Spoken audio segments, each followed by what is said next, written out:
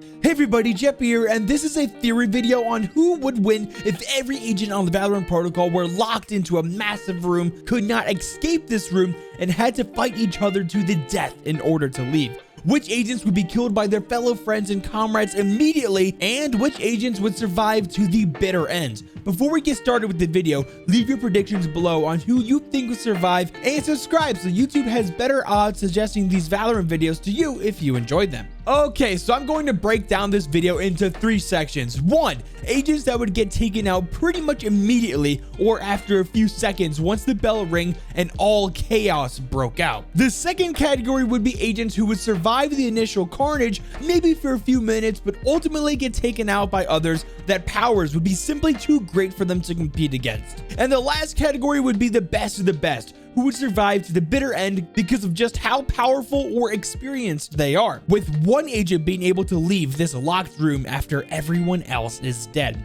So guys, let's get this started. Okay, so hypothetically, what if every agent on the Valorant protocol were locked into a room where the doors and walls were impenetrable and the thought of life or death is in everyone's minds? Let's say all the mirror agents on Mirror Earth orchestrated all this and guarantees everyone will die unless they participate. Once the last agent is left standing, they will unlock the doors and let that agent leave. Once the bell rings, it will begin. Everyone is given a few seconds to think about all this and try to formulate a plan on the fly of how they will survive. Then, the sound that will send shivers down their spines happens. Chaos erupts as flashes and smokes are deployed everywhere in this massive room. No one has any weapons besides their abilities and hand-to-hand combat. In the first couple seconds, it'll be very apparent that the Radiants have a massive advantage in this scenario. Jett elevates herself out of harm's way, Astra throws down smokes, Phoenix raises a wall of flames, and Viper deploys her snake bite. The ground is covered in dangerous abilities. Now, there are going to be some agents that just won't be able to fight against the Radiant, or their abilities would be outclassed. I think before Brimstone even has a chance to deploy his ultimate to save himself, he will get taken out pretty easily. Oddly enough, the leader of Valorant is the first one to go.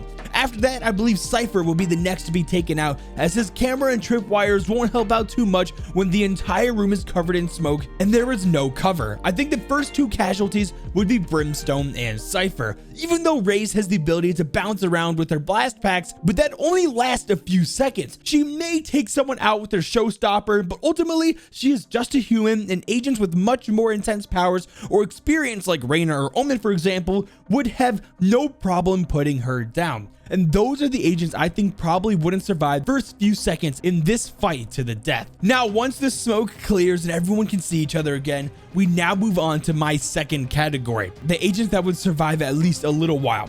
Jett is now falling to the ground, but with her extremely high maneuverability and quick reflexes, she is able to dodge and strike people without them knowing. Killjoy is set up in the corner of the room with all her utilities stacked around her. Chamber was able to deploy his pistol and now has a weapon, and Omen has teleported around, avoiding the initial carnage. There will be a few seconds where they will try to look around to find where everyone is and then resume the bloodshed. Anyone near KO will not be able to use their abilities, as he can throw his knife out and deny them. And since he has a long history of battling Radiants, he should fare pretty well in this fight to the death. Breach was able to stay alive this long by flashing and disorienting people. Just before he would be taken out, he would unleash his ultimate, sending an earthquake of power through the room, but will soon fall after that. Sage has been able to protect herself this long by sending up a wall and healing herself whenever she takes enough damage. Sova was able to survive with unleashing his recon dart to see anyone coming near him, but once he utilized his ultimate, he would most likely be taken out by a more powerful agent who can cause more damage with their abilities. So far, the casualties are Brim, Cypher, Raze, Breach, and now Sova is down.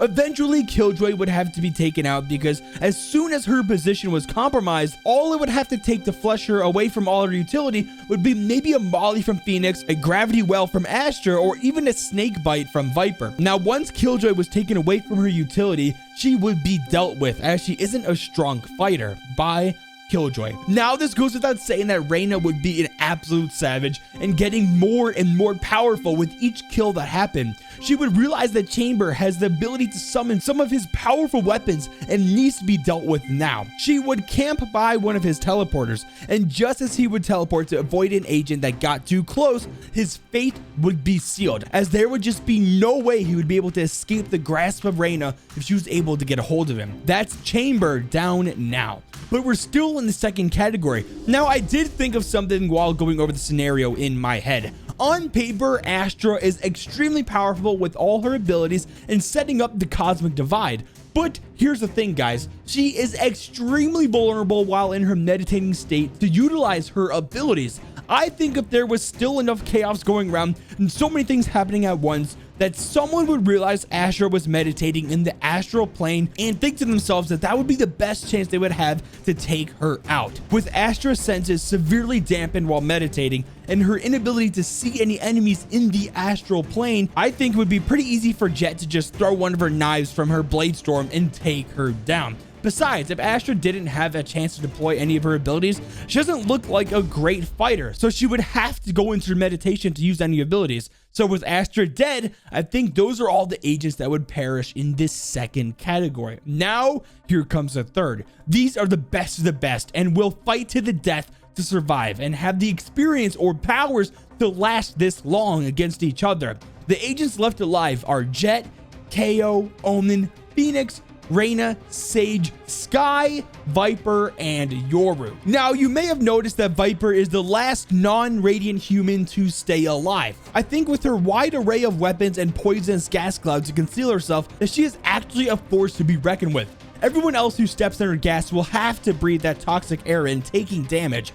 We'll talk about Viper more in a bit, but for now, she is safe in her toxic environment. Skye has been relatively quiet this whole time as she's been blinding people with her flashes, but I don't think that will get her any further. Eventually, she will run out of flashes or it will be on recharge and she will be extremely vulnerable while in her dog form, but her seekers will help disorient enemies. But after that, I don't think she can go toe-to-toe with some of the more powerful Radiants. Eventually, someone will take her down as she is unable to heal herself.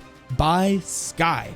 Next to go, I think, will be Sage. Yes, she can wall herself cover and slow people down with their orbs, but mostly everyone left are high maneuverability agents who can either teleport or dash. Sage probably isn't good in hand-to-hand combat, so a flash from an enemy and a teleport over her wall or past her slow orb would be enough to take her down. I think physically KO is the strongest agent with brute strength. Eventually someone will have to make contact with him. KO would learn the patterns of Yoru's teleporting and ambush him when he decides to teleport. Even with Yoru going invisible and flashing people, eventually he can get cornered, and I think if KO grabs a hold of him, there is no chance for him. That's Yoru down.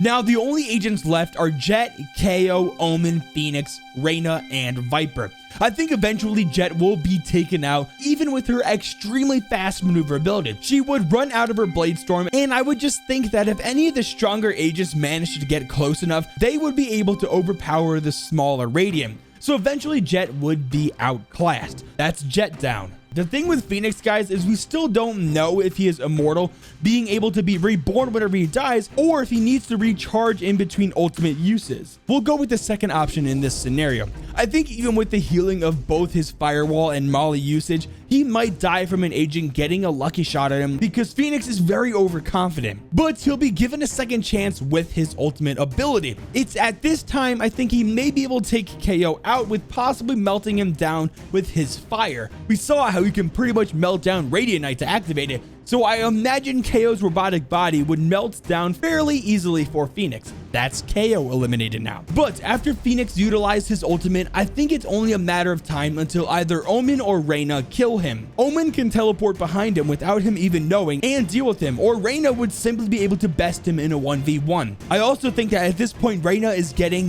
very near to powering up enough to using her ultimate. Now it's down to the last three remaining. Omen, Viper, and Reyna, the last three.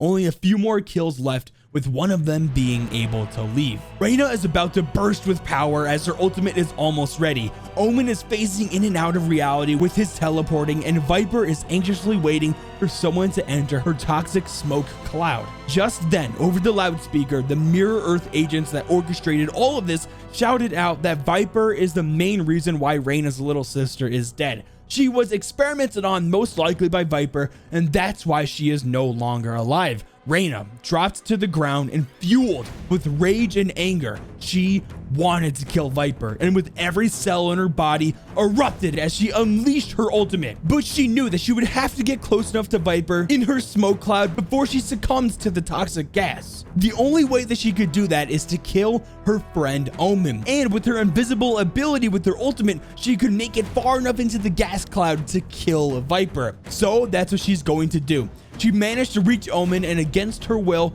put him down. Then she uses her dismiss ability to become intangible for the short amount of time needed to plummet herself into the toxic gas, locate Viper, and just as Viper was about to strike, Reina was able to grab Viper by the neck, whisper in her ear, "For you, hermanita," and snap it, dropping Viper to the floor. The gas cloud dissipates and Reina is the only one left standing. The bell rings and the door opens.